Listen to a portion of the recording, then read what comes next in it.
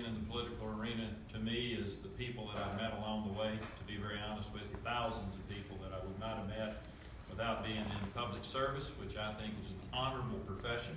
I think it's a profession that you get the opportunity to help people, to help your community, to do some things to hopefully make your Commonwealth a better place to live. I've had the unbelievable opportunity of serving in the Kentucky House for many years. I'm the only member of my family to ever run for a political office.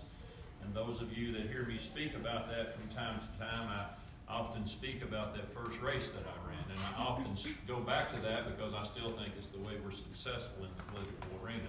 It was on the ground and in the trenches. It was door to door, eyeball to eyeball. We didn't have a lot of money to put into the race, so we had to put it in just to power and energy on the ground, engagement, and really outwork our opponents. And I still think that's where it's at today, but you do have to compete on the financial end of this thing. You all saw it in this last election cycle. I still steam from it when I think about it. But I am Rocky Edkins, and as I said, told a lot about my past, who I am. I was raised in Elliott County, Sandy Hook, a small town just east of Moorhead School, Moorhead State University, played my college basketball there.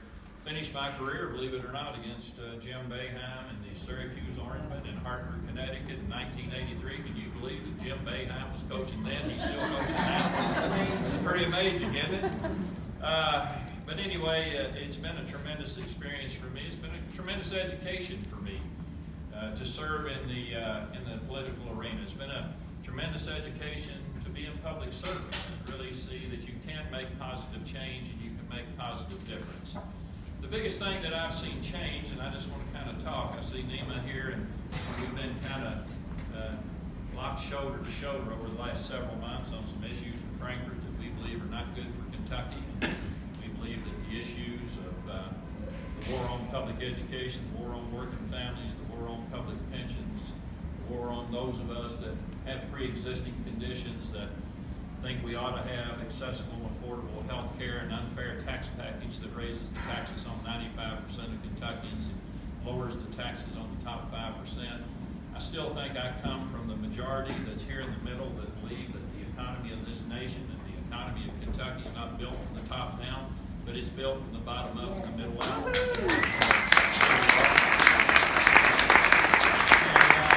I happen to believe that's worth fighting for, along with a lot of other people, and along with a lot of you in this room. And what I want to talk to you about today is that we just finished up with an election on November the 6th. You all know that the midterm election came and it's gone, and we didn't accomplish everything we wanted to accomplish. But coming out of this past session and traveling Kentucky, folks, and I've been from one end of it to the other and back, crisscrossed it 4 or 5 different times, trying to help our Democratic candidates across Kentucky.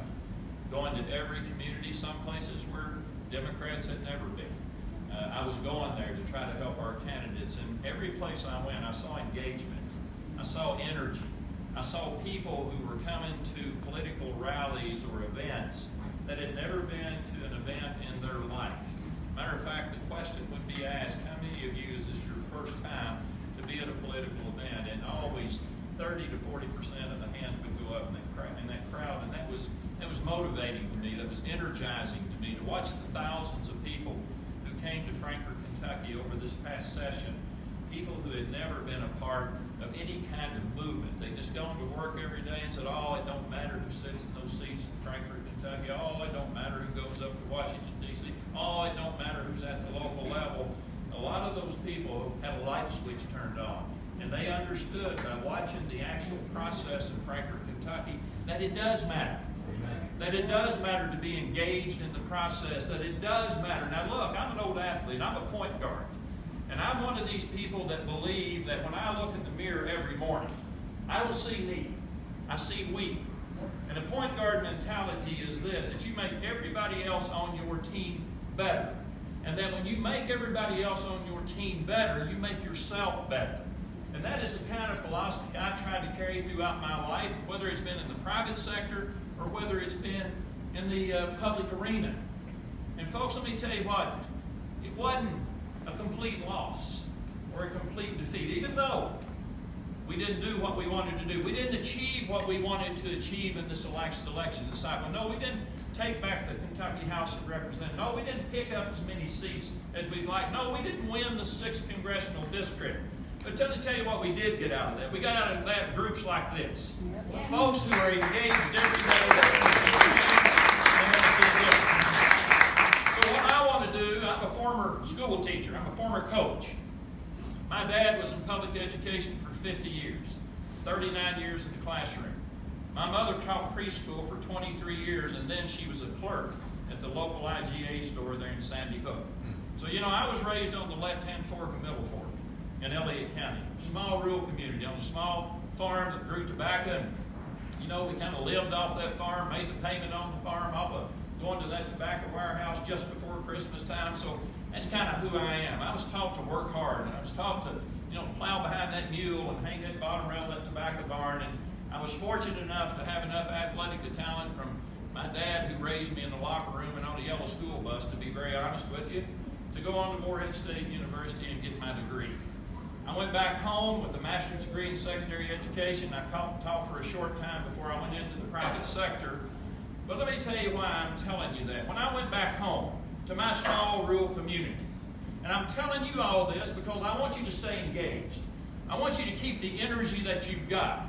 You know, I didn't make every one in the bonus or win every game that I played when I played college basketball or high school or middle school basketball. But what I did do is that I prepared myself to be the best that I could possibly be. That if I went down to defeat, I learned from it, and I made myself better for that next game.